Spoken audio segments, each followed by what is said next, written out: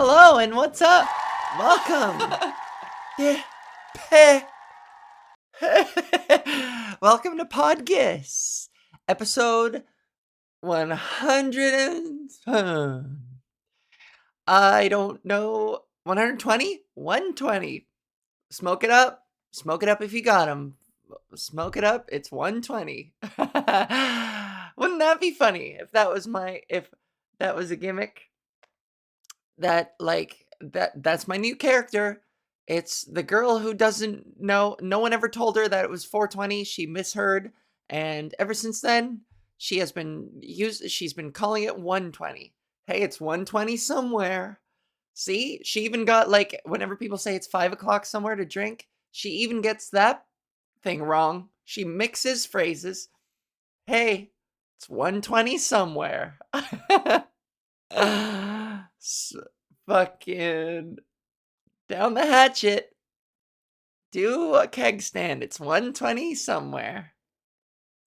Welcome to the I'm looking for a new gimmick is what I'm doing. Welcome to the gimmick zone. And this is my new gimmick. I'm going to come up with characters this whole time. Starting with 120 girl. Hey, it's January 20th. Time to get high. Crack a cold one. She thinks cracking a cold one is smoking a weed pipe. Hey, why don't you crack a cold one and listen to some Bob Marley? You know, if you're thinking to yourself, Val, you have had significantly better starts to the podcast than this, I'll say, yeah, well, of course. But when has that ever stopped me from continuously digging? I will continue to dig downward until I strike gold. And if that never happens, then goddammit, maybe I'll come out of the other side of the earth. Maybe I'll find China, and maybe they will appreciate my comedy maybe a little bit more than you motherfuckers. Okay? So let's not take for granted the moment that we have right now with each other. Because I'll tell you this much, this leads to my very first point. I am in this emotionally raw state currently because on the weekend, oh, it's gonna break my heart to talk about it. On the weekend, I performed at Blue Mountain Pride. It is a LGBT festival at Blue Mountain in Collingwood, Ontario, which is southern Ontario. It's basically it's a ski resort with a beautiful little village. They had their like Pride festival there, and I headlined the comedy show, and I also hosted the après ski drag Kiki. And unfortunately, my snowboard of 22 years, the only one I have ever had since I was 13 years old, the one that I instantly fell in love with at the snowboard store. The story, I don't, it's going to sound like I'm over romanticizing, but it is like no joke. It was my like most prized material possession. I don't tend to attach myself to stuff. I really try not to do that. And forgetful me. I lose a million things every goddamn day. I forget things. I just forget. I hate my fucking brain. I am always in battle with my own memory. It sabotages and undoes and it just fucking sabotages me. My memory is a real problem. That's it. And like, so I don't get attached to material stuff because I lose things. I lose things all the time. So like, if my favorite hoodie from last year, lost that. Still very sad about it sometimes. But every once in a while, what I'm trying to say is I try not to get attached to too many things besides my hoodie that I lost last summer. And now I lost, I'm going to say it was taken because that's what happened to it. However, I am not completely without fault in this situation. And once again, my memory comes into play. I left it out unattended on a rack, not in a rack. Blue Mountain is in Canada. But I left it on a rack for too long. I went about my day. I did some, I was required for some events. And when I came back, it was gone. So I don't want you guys messaging in. I mean, you can if you want. Let's drive some engagement. Message in your suggestions. But I won't take them into, well, maybe. If you come up with something inventive, maybe I'll consider it. But just to stop you before you even suggest it, I reported it to Lost and Found. What the fuck are they gonna do about it? You know, they took all my information. They might check the security footage, but it was out there for a while. And, once you, yeah, the person who took it is probably in like full snowboard gear. And like, how are you gonna track this person down? You know what I mean? It's impossible to ID whoever took my shit. So I hope if you're out there, you know what? If you're listening or watching, then good. I hope, I hope I've been checking marketplaces and shit for it just to see, in the vicinity, in the radius, just to see if this motherfucker tries fucking selling it. And,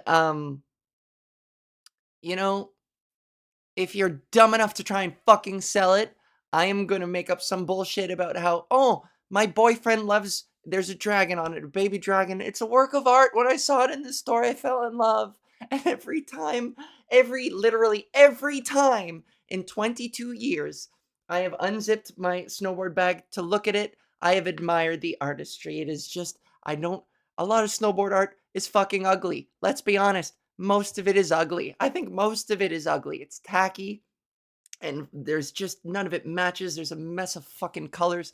It's a Jackson. Most of them are ugly wish list Jackson Pollock paintings, and they're ugly. But this was the fucking. Oh, I loved it. It had a baby dragon on it, which doesn't sound very cool, but I loved it, and I would admire it every time I opened it. But if you fucking list it, I'm gonna pretend like my boyfriend loves dragons, and I'm gonna bring a whole posse. I'm gonna hire fucking bodyguards if I have to. I will pay money to hire like 5 big burly dudes who are gonna hide you answer the door, and I'm gonna say, "Hi, hello. I'm here to pick up the board for my boyfriend." And they're gonna say, "Okay, here it is."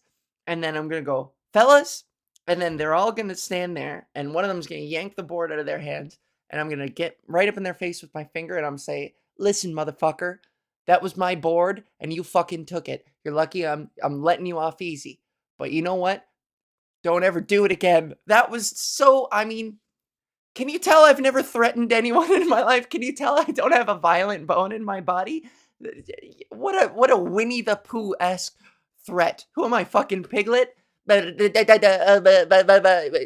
me tell you one thing, buckaroo, you better have a good long think about what you've done, because you could have hurt someone's feelings. That's the best I can come up with in the moment. I am so non-confrontational, but that's why I would need like 5 big dudes around me to like help get the board back and be like, "You're lucky I didn't fucking call the police. This is mine, you asshole. Thank you very much." And just, I love thinking about the fantasy because it would be so nice to get it back, but I don't think I'm ever going to see it again. I think it's gone. So if this person hangs it up because it's 22 years old, so it's probably like, I don't know, fucking vintage, technically, 2 decades ago. Option, the company's called Option. Option doesn't even exist anymore as like a snowboard company. So if this person chooses to, rather appropriately, oh, a heartbreaking end to a piece of art, a well-loved fucking piece of art. Oh, I knew it would break my heart to talk about it.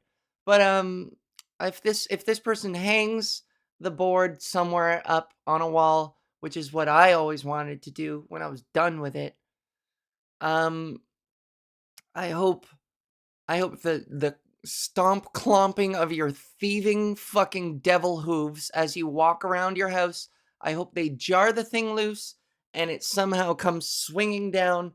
And I hope, because I got it tuned up for the first time in like a dozen years. So I hope the freshly sharpened edges that I only got to fucking take it out for like 3 runs before I like went inside and put it up. I only got to fucking do it 3 times this season. Uh, but I hope it like comes swinging down, and I hope it fucking chops your nose off. I hope it chops your dick off. I hope it chops a very important appendage or a series of appendages off of your face. I hope it chops off any protrusion, and I hope you have to look at yourself in the mirror. Maybe your nose. I hope it's your nose, so that you have to look at your own thieving fucking face and reconcile with the absolute dick-headed fucking asshole loser you are, that you would take something so beloved to me. So I am down a snowboard now. And I have to fucking, I guess I gotta buy a new one, which was overdue. But at the same time, it would have been art. It would have been art that had a special emotional connection to it. A lot of memories. A lot of memories. Fuck. One day when my dad is gone, like I snowboard with my dad a lot. And he's like the only person that I snowboard with. So it would have been nice to have some piece of art that just reminds me of him, even though he's still alive. Oh boy, now I'm really like spiraling. So yeah, besides that, the weekend was super fun. Blue Mountain Pride, it was a great time. It was awesome. But I'm very sad about that. So, cherish the material things that you love. Okay. Anyways, I'm looking at my phone because everyone, huh? Everyone is joking about, I see, like, I'm looking at my phone and right away just notifications about Just for Laughs.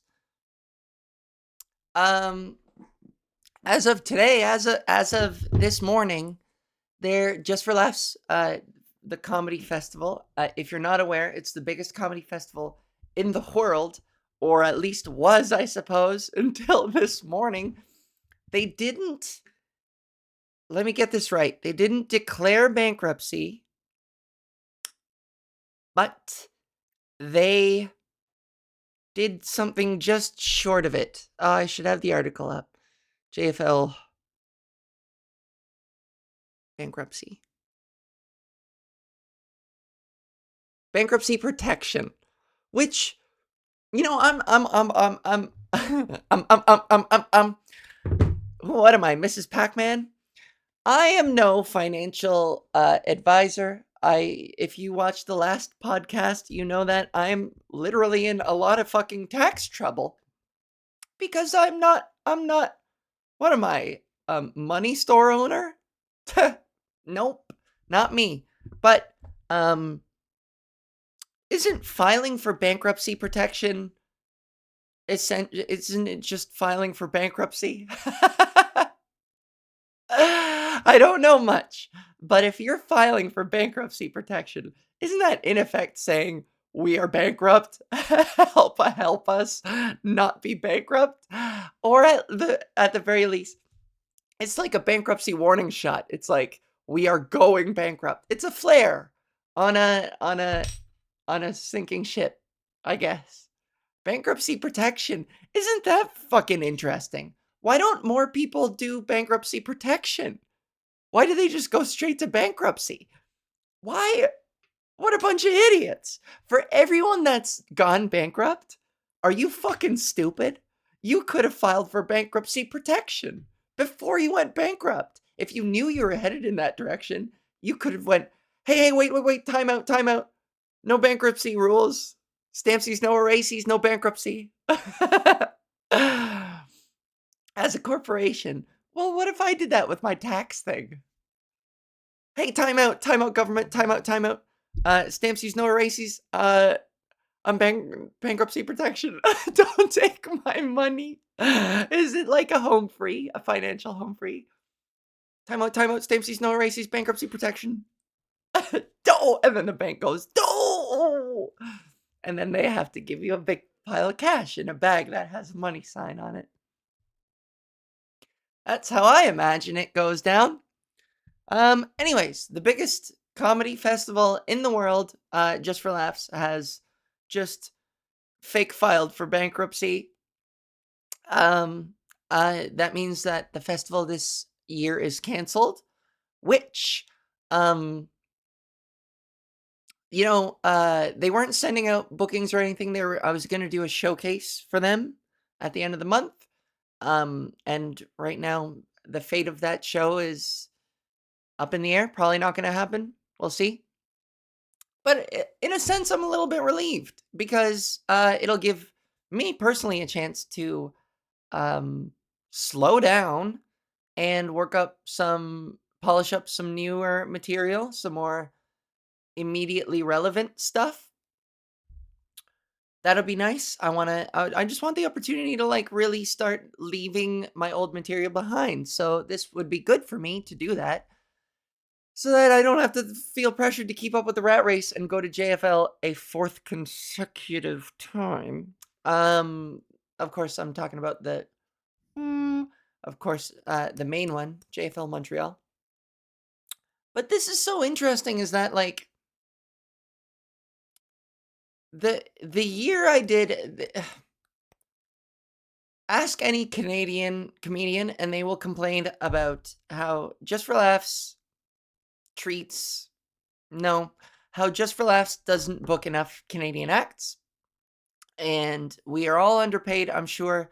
Even the American acts would probably argue that they are underpaid. I think this is probably an issue with a company that is um has been on the verge of bankruptcy since COVID. But I hope that whatever they do, it helps them come back stronger. This is the unfortunate catch 22. I believe. This is my theory. For what it's worth. Um the festival is, let's be honest, the festival is only truly successful because it brings in celebrity American acts. Celebrity global acts, yes, but most of them come from America that has a built-in that has a fucking star system that is the entertainment economic fucking powerhouse of the world. And whereas in Canada, there is zero star system. There is nothing there's no hierarchy that provides um, the bigger names in Canada to sustain themselves financially enough to make it worth it to stay here. Um, the TV industry, it doesn't exactly um, foster risk or new ideas or creativity. It's very formulaic. Ask any fucking Canadian TV viewer or any actor. Just they just do the same. It's formulaic. It's safe, and therefore it's built to sort of keep us all. It's just I really ran out of steam there. It's fucking frustrating being a Canadian comedian because Just for Laughs is really truly only successful because it brings in big names. And then because it is partially government subsidized, correct me if I'm wrong, please. But it is my understanding that since it is partially Canadian subsidized, the rules are in order to qualify for that money, for that funding, you need to hire a certain amount of Canadian comics. And so they basically meet that bare minimum and then promote the American acts. And even Steph Tolev, the famous Steph Tolev, the dirtiest mind in comedy currently. She gave like a public address at the beginning of Just for Laughs last year. She did like a state of the industry speech, and the focal point of her entire speech centered around the fact that in Canada, and of course is a JFL specifically does this. In Canada, we take our entertainers for granted until they hit the glass ceiling, move to America, strike it big, and then are welcomed back into the country and back into these festivals with self-congratulatory um applause, self-congratulatory fucking fanfare that it's like, she's one of us, Canada's own. And it's like, the economy and the industry drove her out. So, like, we can claim her as our own, but she only got good because of how punishing comedy is in Canada, and she only got successful when she left. And that is unfortunately where I am currently at right now, where it feels like I am, for my quality, I am still struggling far too much to earn a living and to expand my brand. And if I were in America, uh my quality would be more recognized. I don't know, that might not seem worth much to you. You could be watching this and be like, what makes you so fucking special? My resume speaks for itself, bitch. And yeah, I've been doing this fucking 17 years. And the economy is, the entertainment economy, the comedy economy is so much stronger in America. So the plan is for me to move eventually and be one of those types. Although I am the festival baby for the past like 4 years, I've been on a lot of JFLs. So this isn't me complaining about how they've treated me personally.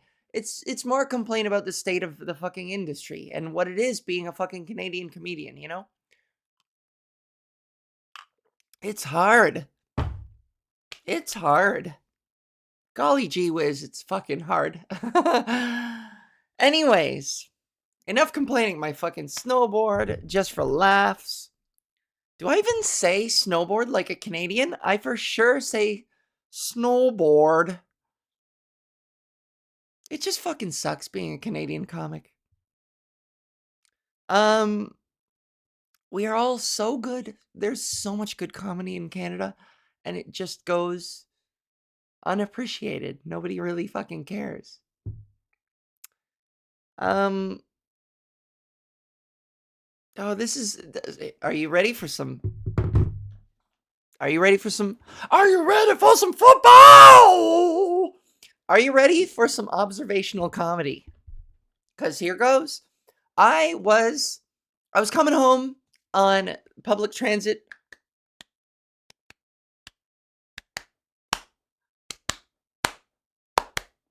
Uh, uh, TT. What? I can't. White girls got no rhythm. Oh no. I was trying to come up with some kind of gimmick. I was trying to come up with well, what if my eyebrows looked like this? Wow.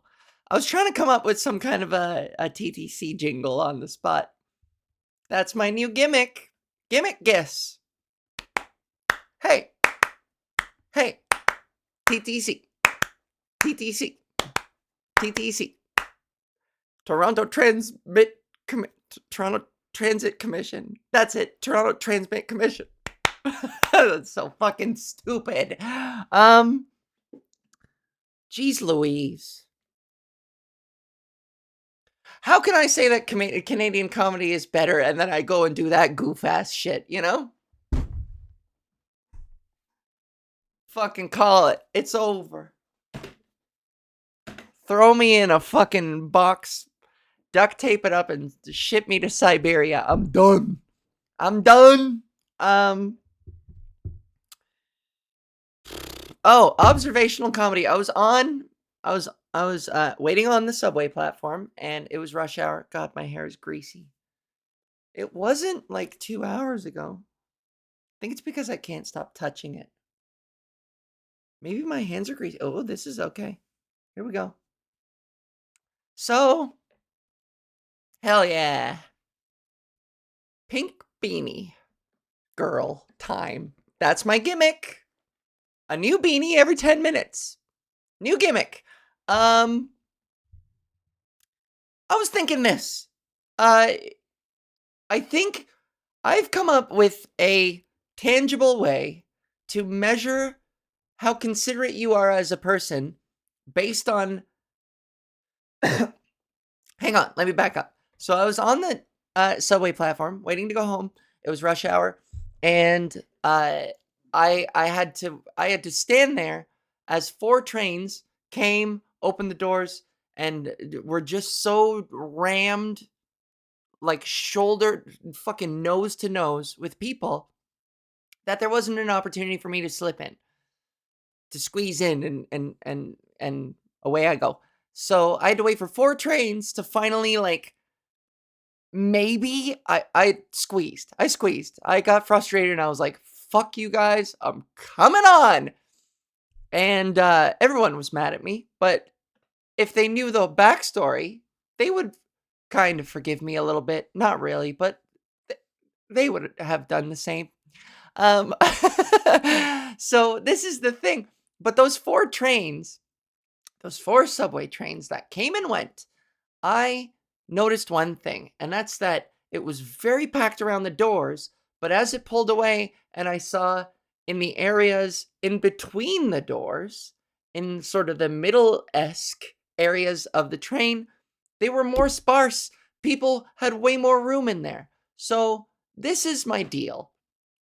If you if I can measure how considerate you are as a traveler, as a human being, as a considerate urbanite,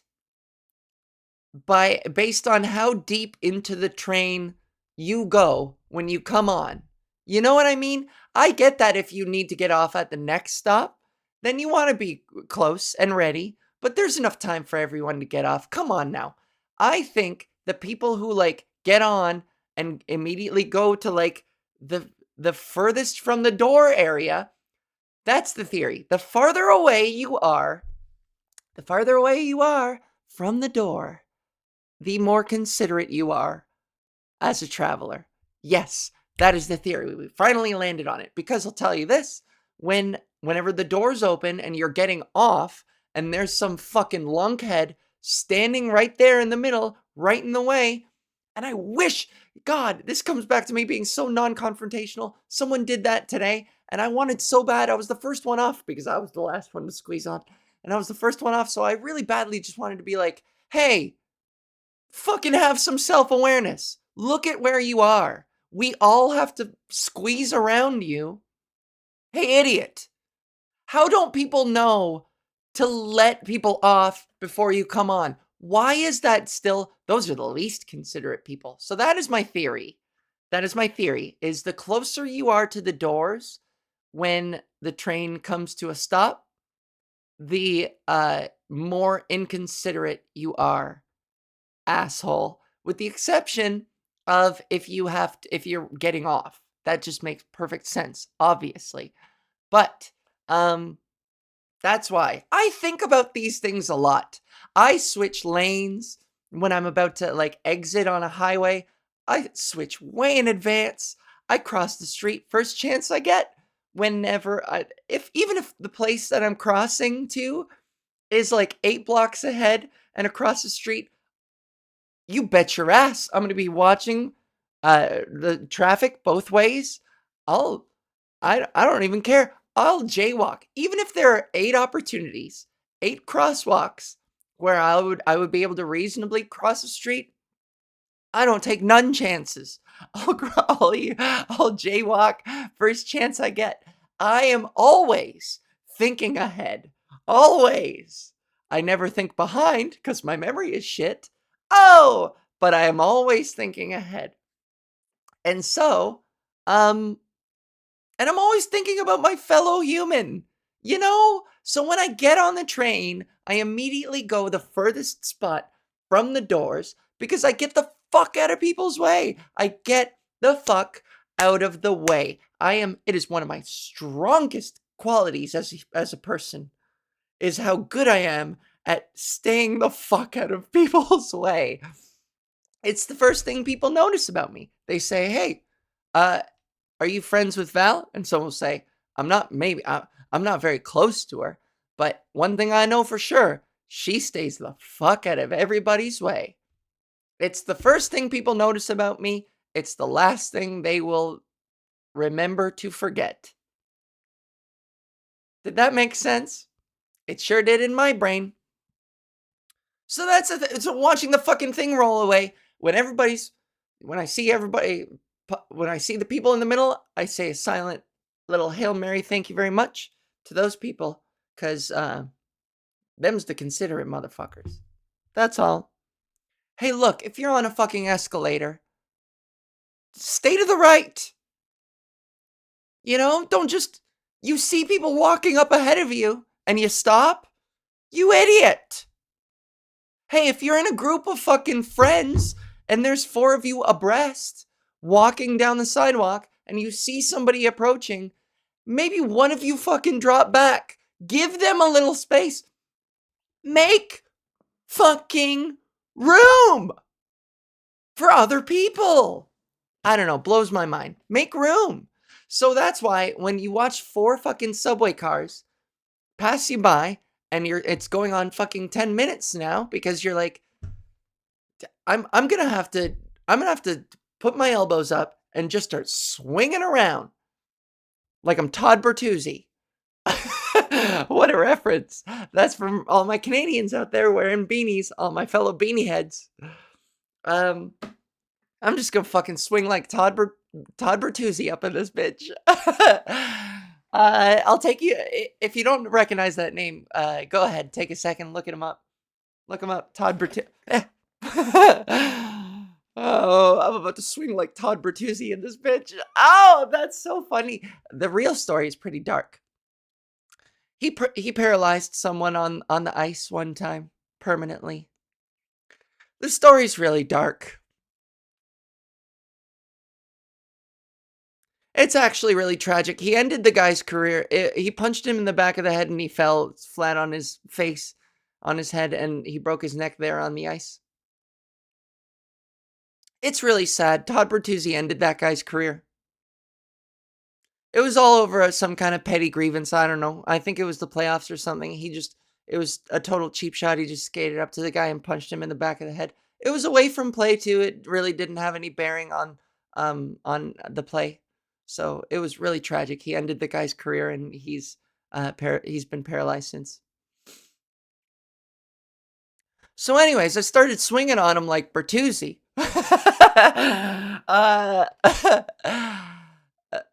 Oh my God, swinging like Bertuzzi. That's my gimmick. I'm super dark now. So anyways. Oh, I'm so hot. I hope that doesn't. Okay, it's not affecting the audio. Good. Hey, if anybody wants to give me a free snowboard, I will accept. Thanks. Just make sure it's not some ugly art. Beggars can't be choosers. So that's all. That's the point I want. I shouldn't labor the point. But I'll tell you just how frustrating it is sitting as the 4th train rolls away, looking in through the window and seeing that people aren't fucking moving in. People aren't making space. And I am that person 100% of the time. Every time I can. Because sometimes when you're on the bus, everybody comes in, there's the door in the front, there's the door in the middle, and nobody moves past the halfway mark. Nobody moves to the back past the halfway doors. People clog up. Everyone packs into the front half. There's nobody in the back section. And so whenever you watch a bus fucking pull away, or whenever you're jammed up like a sardine in the front half and you look at how vacant the back is, you can look around at all the people around you. And while there's a part of me that wants to blame all of society, because I'm willing to bet when I look around at these people, I'm willing to bet none of them are as considerate as me, and none of them are really thinking about this shit as much as I am. So I'm willing to bet maybe 5% of you are just like me and wouldn't clog up that back area.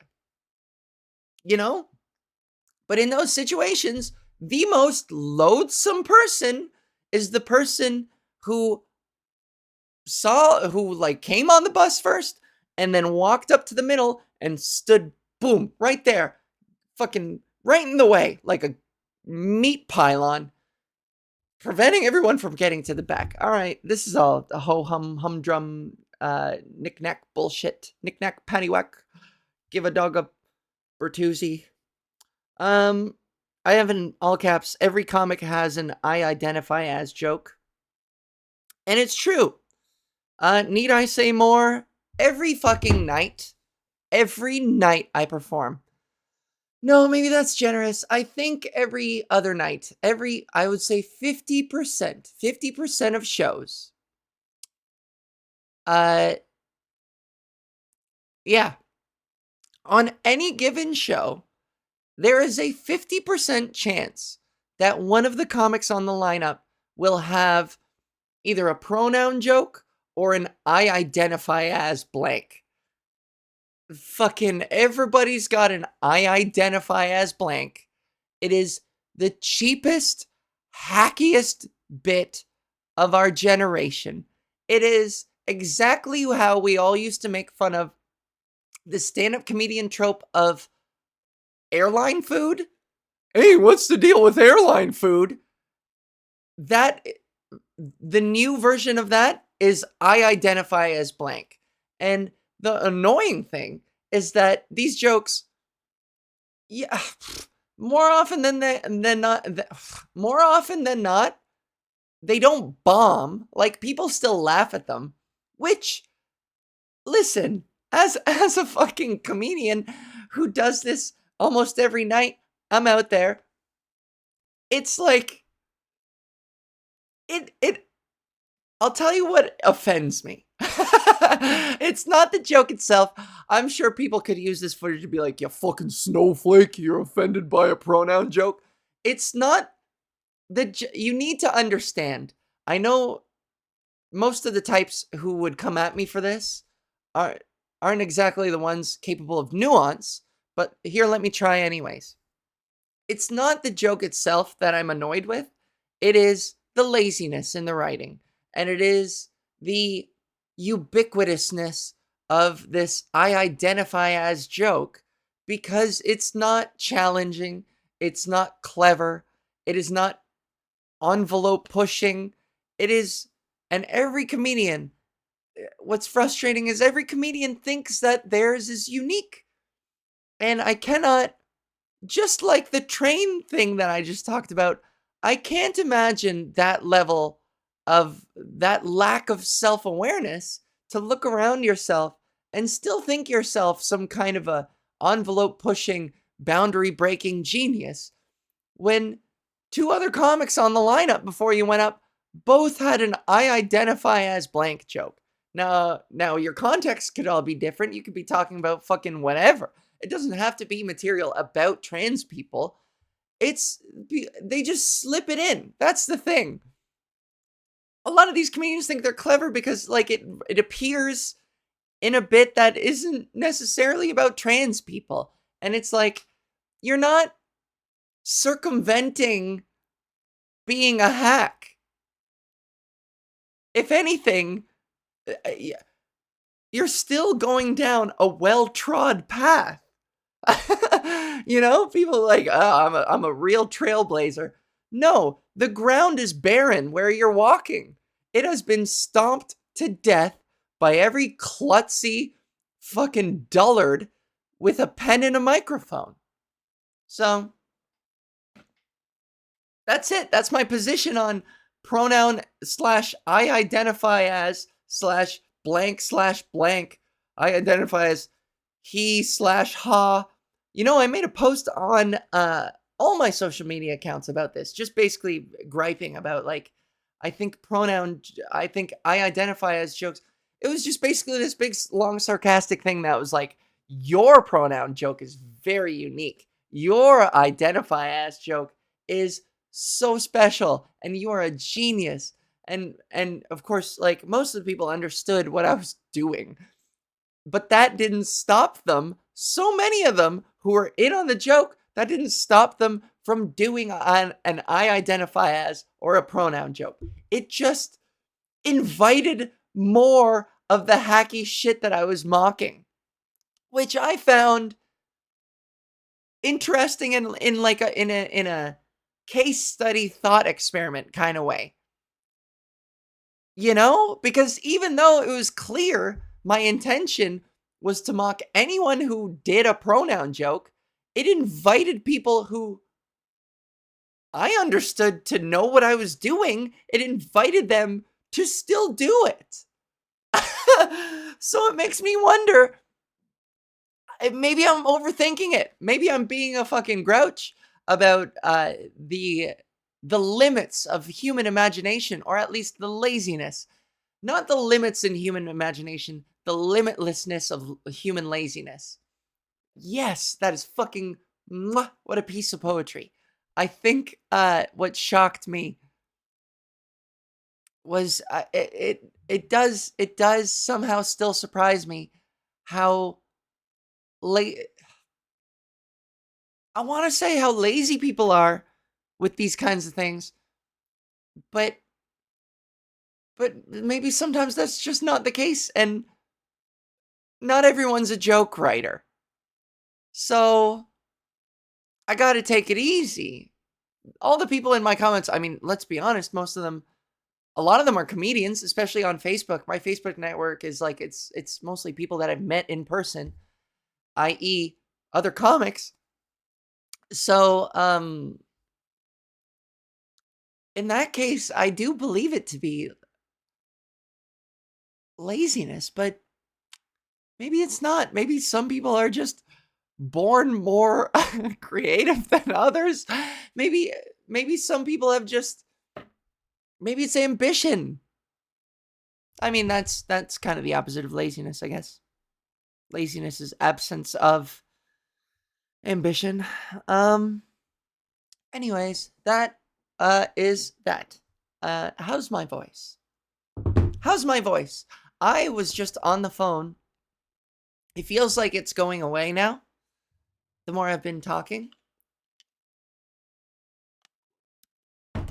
Let's see if I can get it back. So, I was just on the phone for like a half hour with customer service at Meta, at Facebook, Instagram, Meta. I don't have to call it Facebook, Instagram, Meta, but I just want you to know, for reference. I was on the phone with them, with John.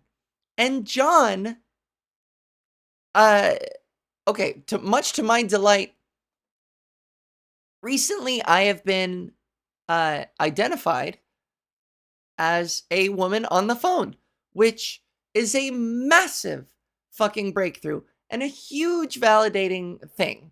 It's super, super validating. Incredibly. Where people will call me ma'am and miss. And like, those are old fogey things to call somebody. And to be honest, it makes me feel old, so I have more of a problem. Whereas I used to have a problem with being called sir for gendered reasons. Now I have a problem with being called ma'am for generational, for ageist reasons. But I'll take it. So, so this is like a little, I'll take a second to celebrate that I'm being gendered correctly on the phone, which indicates progress. That's very nice. I'll take it. But this guy, John, called me Miss Ava the whole time. And I'll tell you, if I didn't fucking swoon every single time he did, he called me Miss Ava and I went, huh, and the smile on my face grew bigger and bigger. And everything that I said and talked about, I'm sure he could sense, I'm sure he could feel the smile on my face coming through the phone. You can hear somebody smiling. You know what I mean. So he could hear me smiling. I could hear him smiling. The problem was solved, thank God. Sorry, I had to burp. And I just feel, I feel an immense sense of relief because I'll be honest, I am so behind on so many major things on my American work visa that just keeps falling down in priority because new things come up. I.e., the latest drafts of my audio special and my video special. And if you're wondering why I'm making that distinction, it's the audio and the video have to be different. Maybe I'll get to that. It just is what it is. I have to treat them as two different entities.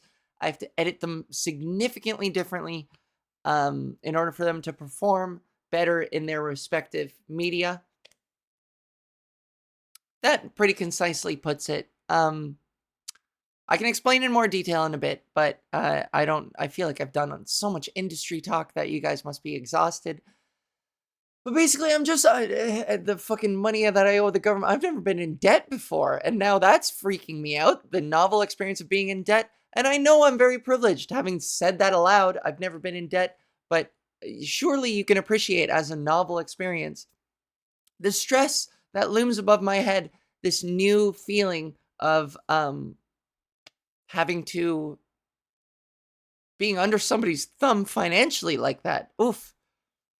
Scary, stressful, a constant little fucking tumorous stress ball always in my brain until my debt is resolved, right? Either absolved would be nice, resolved would be also nice, but you know what I mean. So how did I even get here? Oh, the immense sense of relief and accomplishment I feel being called Miss Ava and Ma'am on the phone. And having this fucking Facebook nightmare finally over. I shared 2 months ago. I shared a story. I shared a viral post that it was viral, so obviously it didn't offend any community guidelines. And I got dinged for it was a guy getting pantsed. And I got dinged for sharing it. And they, I swear, I had the screenshot. I was looking at it today, and it accused me of, sexual exploitation. And, things that, on paper, are so severe. So severe. Sexual exploitation for sharing a viral video of a guy getting pantsed. Just his bare white pancake and ass. And so I've been punished for months because of that, or at least I thought so. And my reach, I thought, was being restricted as punishment for sharing this thing. The appeal didn't work. It's just been a notification on my phone for 2 months saying, your account is still restricted, with no signs of, no text saying how much longer this is going to last. There were some indicators of, this is how you resolve this thing. Delete the footage. And every time I would try, it would say, the footage is already deleted. What are you talking about? So, this maddening cycle of punishment that just was unresolvable for 2 months. And I'm waiting this thing out and being like, please just go away. If I can't solve it, if this shit is buggy as fuck, then when have I done my time? 2 months for a video that is still, by the way, at large. It's still up there, being shared by over 3 million fucking people last I checked. Crazy. So, what a stress it is off my shoulders. What a relief to finally not have to deal with that. And I spoke to a guy on the phone, and he gendered me correctly, and he called me Miss Val. So, all the things that I was agonizing about today, the list goes on and on. I won't list it again. You're catching me at a moment in which I'm feeling I'm enjoying a sense of small relief and victory. And then when I'm done this, I'm going to go right back to stressing about the massive projects that cannot be broken down into, they can be broken down into smaller steps, but the steps, there's millions of them. Massive things that I keep having to put off. I just want to be loved, Don't we all? What else? Oh, I'll talk about this little quick industry thing, and then we'll move on. Um. Oh, gimmick. Shit, my gimmick. Eh, eh. New gimmick. Wait for the gimmick. New hat. Oh, I like this one better. I think the palm.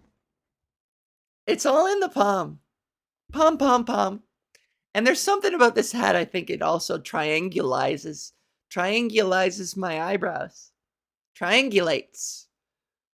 Let's triangulate her location. Beep, boop, boop, beep, boop, boop, boop, boop, beep. Yeah, this hat is just number one, you know? And that's my gimmick. And if you don't like it, I'm gonna swing on you like Bertuzzi. Yeah, every comic has an I identify as joke. It's so strange that attracted more I identify as jokes. It wasn't an invitation. Motherfuckers, I'm making fun of your asses. I am making fun of you all. But also, a lot of you are my friends. What the hell am I doing hanging out with you unimaginative fucking pricks? Unimaginative goofuses. Wondering why JFL won't book them. It's because you have an identify as joke. Goofus? Jeez Louise. Oh.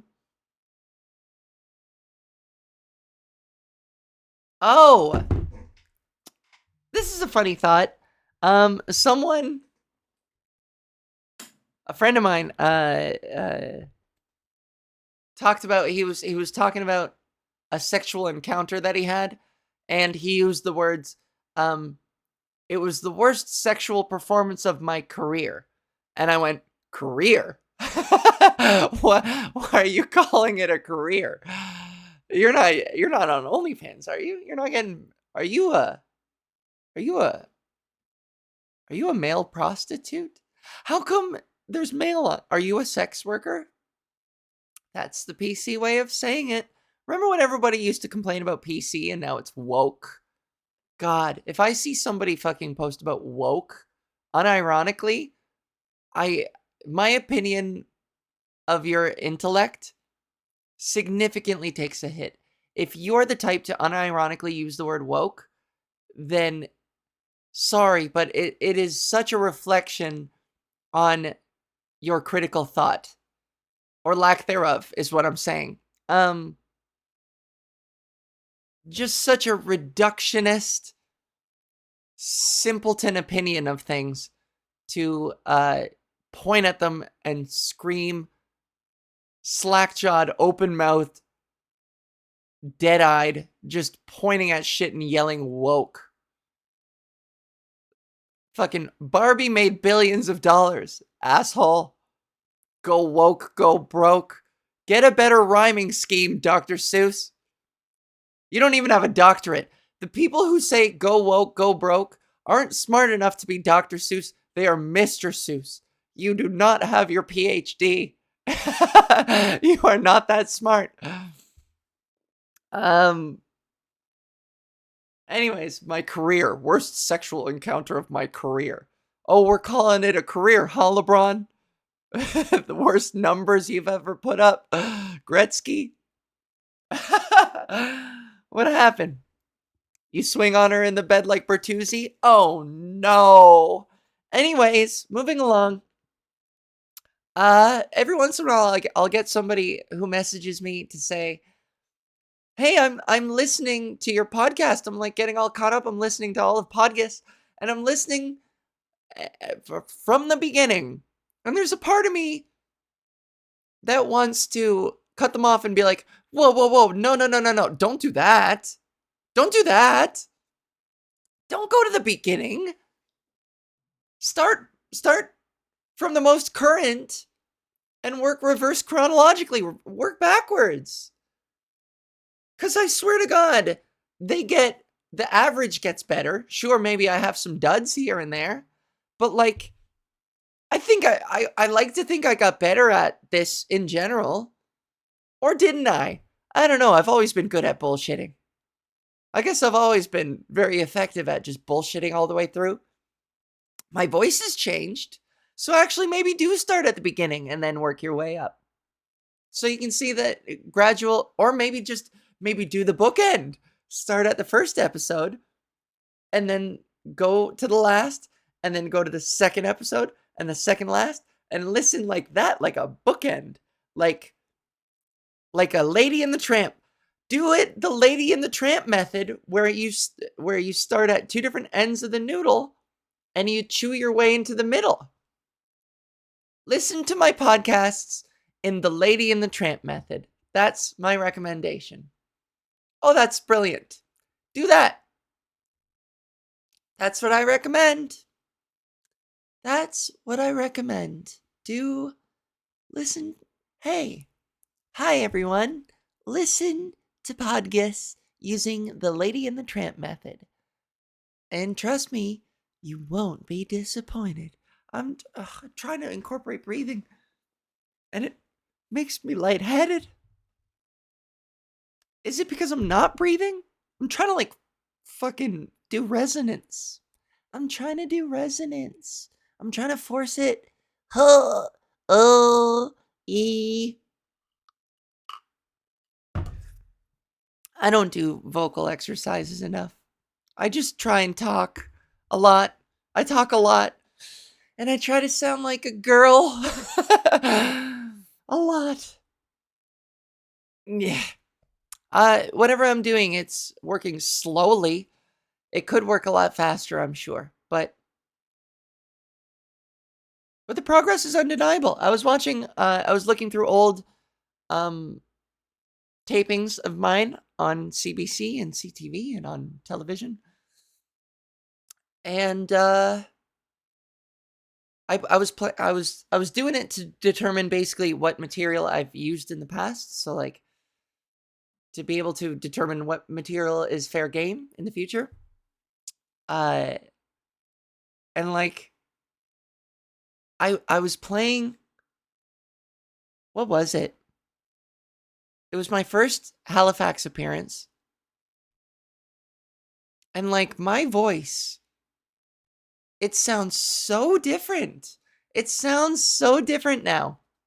So while I have my days where I desperately loathe the sounds coming out of my face, God, it's so helpful to reflect, to like take a second and not just reflect in your mind. I think you need, this is my advice to you, the listener, the viewer, the watcher. Kind of, that feels a bit perverted calling you a watcher. Sorry to make you feel like a pervert. My eyes are up here, by the way. No, you can't even see them. But what I found, and what might already come as conventional wisdom to you, who knows, probably, is it's harder to actively do when I am in a funk, when I am in a self-loathing spiral. But whenever you get down on yourself and the progress you don't think you're making currently, it helps to tangibly find an example of who you used to be as a direct comparison. And maybe sometimes that might backfire, of course. I'm not saying it's universally effective. I'm saying it's just short of universally effective. I will say that. Because while we do age, and while there are certain things out of our control, like aging, of course, and you might look at your old self and think, boy, my skin was nicer. Sure, these things can change. But you as a person, you as a intelligent, wizened, well traveled, even maybe perhaps, just you, who you are in character and in virtue, and as a person, as a human being, as a self-actualized, experienced human being, you are doing better than you used to. It's tangible. Um, And so all this to say, in my experience, especially lately, watching old footage of myself has been reassuring that I may be moving slow. I may be moving painfully slow. But but I am moving. I am progressing. And it just occurred to me, even when I was saying I'm moving painfully slow, I would have no frame of reference for the speed with which I am progressing. I would have no frame of reference for that if I wasn't actively comparing myself to other people in my similar position. So there's a part of me that will always look at myself and say, man, progress, why am I struggling? Why am I so much slower than everybody else? And that's just such a self-damaging way of framing things, because who cares who gets there first, and who cares how quickly it takes you to get the hang of something? I mean, it's frustrating, yes, to look around and feel like everyone else is running laps around you. Of course, that is worth acknowledging. But if you're I don't want to say if you're not growing, you're dying, but like if you're growing, you're growing. And that alone is worth celebrating. At whatever speed it may be, you are progressing, and progress takes courage and tenacity and effort and self-belief, and none of those things are easy to come by. So, so that's my addendum, I would say. If you pull up something of your old past self to compare yourself to, make sure you do it from a place of grace, where you are there to sort of where you were there to appreciate the person you were at the time, doing the best with what you knew at the time. I know it's very hard to like, oh God, I know better than everybody. Fucking watching myself, old footage, stand up or otherwise, especially otherwise. If it's stand up, at least I feel assertive enough that like I still knew what I was doing back then. I wasn't nearly as good, and that makes me cringe. But like, there's shit I've been on TV for that wasn't stand up that I cannot bear to watch. There is a show I was on called Dating Unlocked. I'm not going to tell you any more about that because I'm kind of embarrassed about it. I don't watch that show. I'm not going to watch it.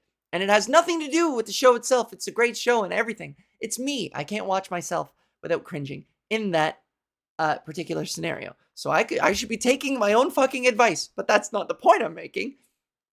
It is, if you are gonna watch old footage of yourself, do it with the graceful mindset, to the perspective that like you were doing the best with what you had at the time. Not only that, but like, look at how far you've come.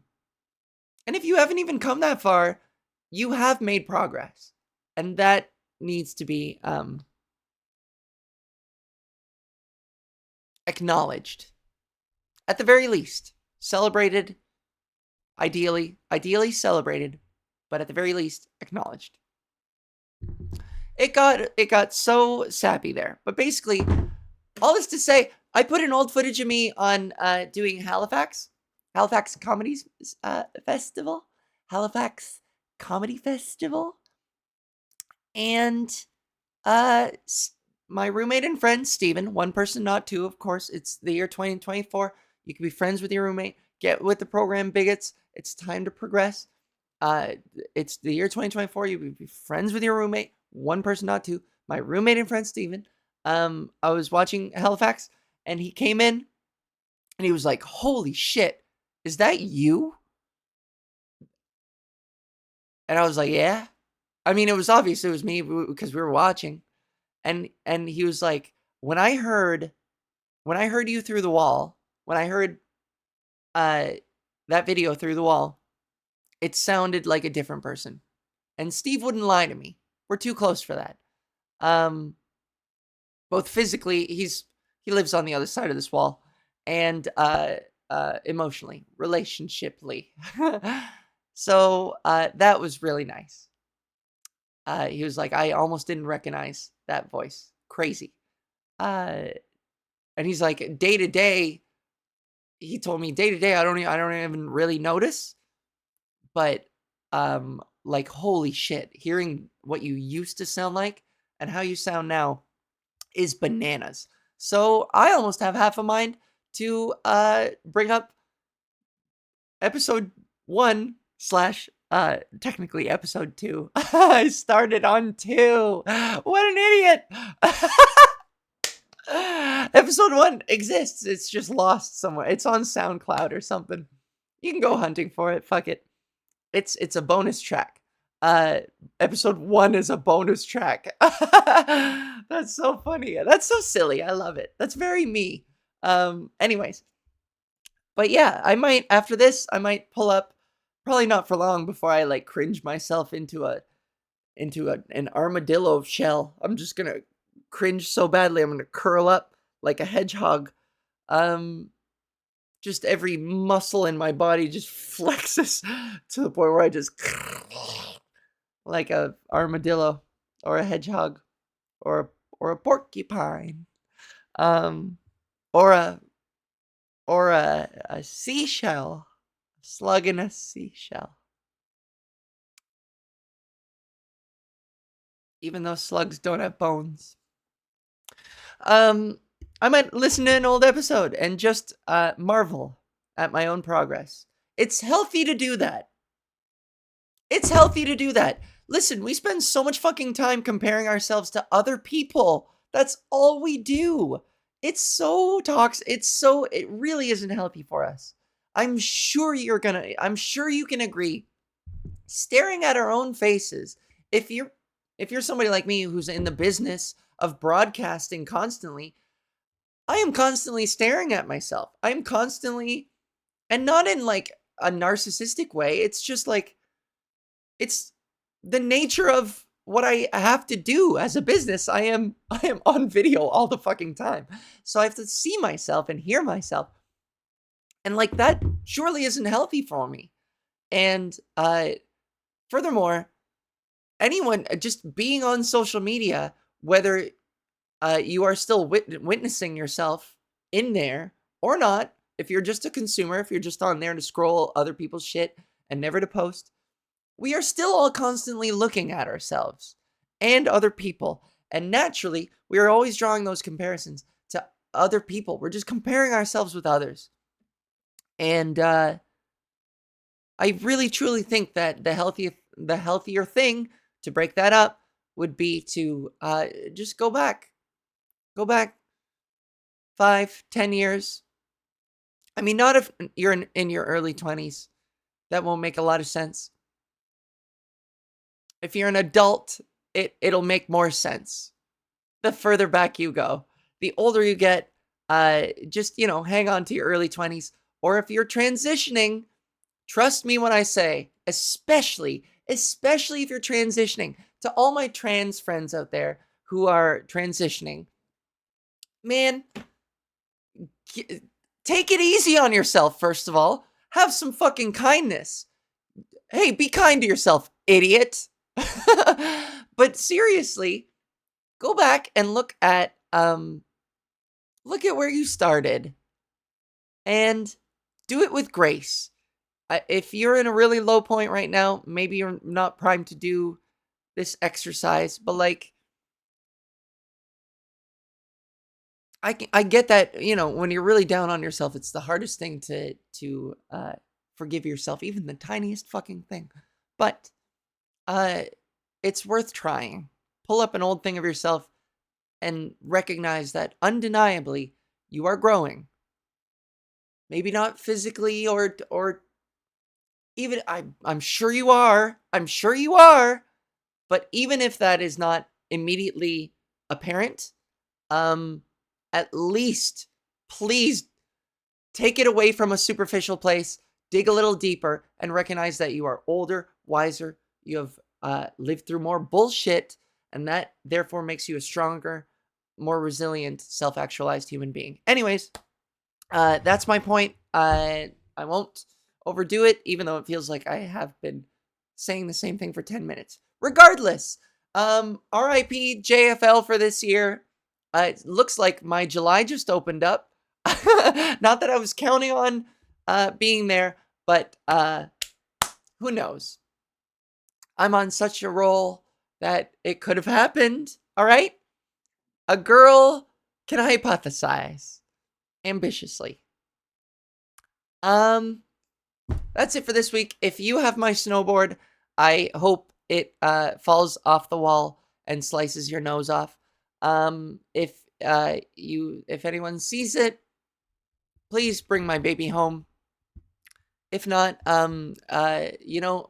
this is just one of many experiences that are slowly turning me Buddhist, and I'm not gonna attach myself to material things. Is that Buddhism? I don't know, but nobody hates Buddhists. By the way, oh my God. Okay, I am going to I'm gonna put this note in my phone. It's gonna be one of the things I talk about next week. Hopefully, the first thing. I'm putting a note in my phone. This will be the first thing I talk about on the next episode. How religions all hate each other. Some people even hate religions. But everyone's chill with Buddhism. And Rastafarianism, come to think of it.